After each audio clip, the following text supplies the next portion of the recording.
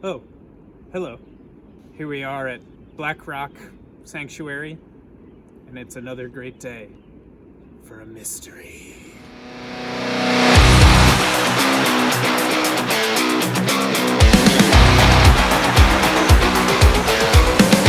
Beautiful. First thing I want to point out to you today is this American sycamore tree behind me. You'll recognize it by the different color patterns on it, and this is actually a great tree to know for survival purposes because at pretty much any time of year you can tap the tree like you would a maple tree and get some nice clean water from it.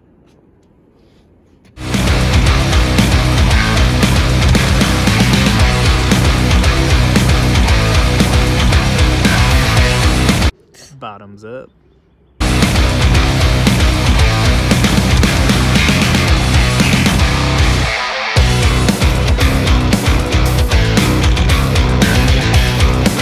I believe right here we have some onion grass. I'm not positive, but when I pick it and smell it, it smells a whole lot like onions. I wonder if I dug down, if I would get a little onion bulb.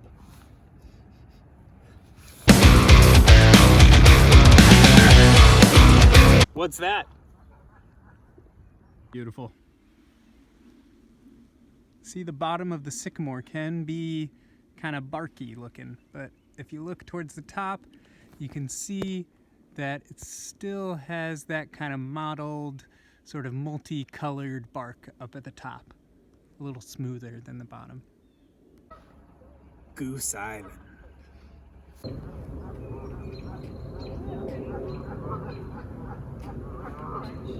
Would you quit that racket?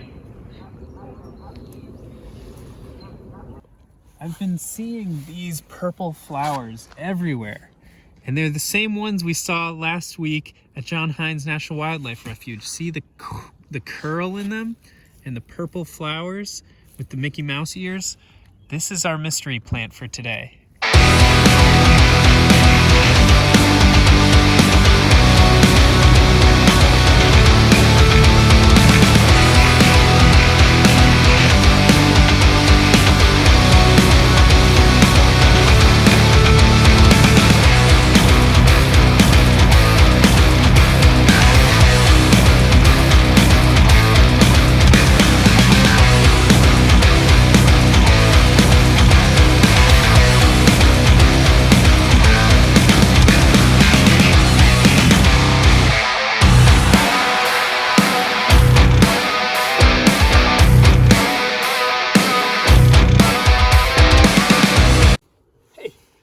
Meet my Uncle Ralph.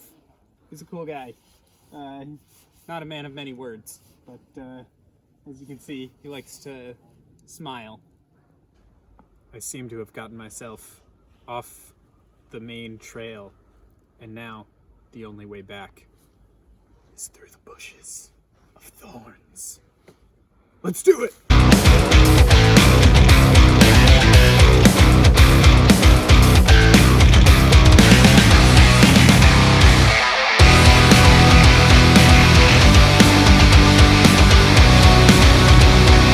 That went better than expected.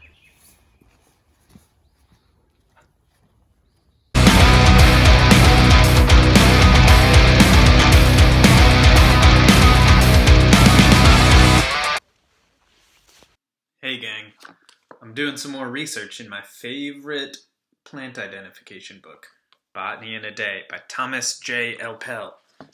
I was looking under the list of irregular flowers, which you might remember from our last video are flowers that don't have symmetrical leaves with the same shape evenly distributed around the flower. They're flowers that have a sort of asymmetric shape with different kinds of flowers. I mean petals. And I noticed one that really stuck out to me. This one here that said 5 separate sepals, which are the leaves that hug the flower petals, and 5 separate petals. Here's what really stuck out to me. It said petals in 2 pairs plus bigger bottom petals. Petal. Sometimes with a spur. Spur, a hollow, slender, sac-like appendage of a petal or sepal. Violet, page 75. Petals in 2 pairs. That to me kind of reminds me of those Mickey Mouse ears. Let's check it out. Aha! I'm seeing some things that stick out to me right away. For example, these flowers here have that same droop that our flowers had. If you look, the similar shape to them. Not to mention the spur right there. And they have a similar pattern to the flowers that I'm noticing. Also, the leaves are reminiscent of the leaves that we saw out at Black Rock Park. So that's really promising. I'm going to do some more research in order to find out if this is our mystery plant indeed. All right, guys. I've been researching for quite some time here, and I think I've narrowed it down to one that I think it is, but I can't say for certain that I'm 100% positive.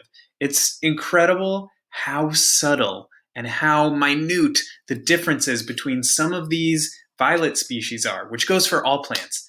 And that's another good reason for me to take this time to say that you should never, ever, ever eat any plant that you find in the wild unless you are there with somebody who's a true expert at plant identification and an adult. Let me show you what I've found. This one here that I found, the northern bog violet, looks really darn close.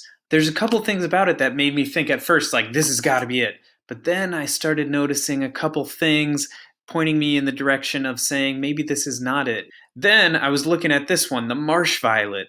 Looks so much like what we have in Black Rock. But then I saw that this marsh violet can be easily confused with the common blue violet, Viola soraria. This one, I was thinking, is this it? Or is it the other one? I'm not sure.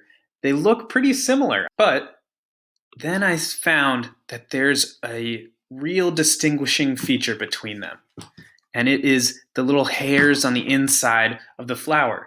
And when I look back at our flower, I see longer hairs on the inside. Looking at these ones, the marsh blue violet, or the Viola cucullata, has these club-shaped hairs on the inside.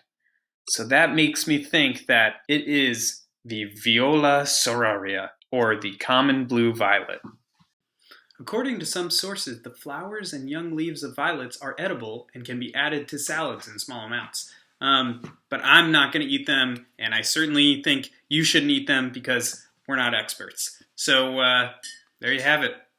I think that's mystery solved. Or almost solved. Catch you next time on Nature Detectives.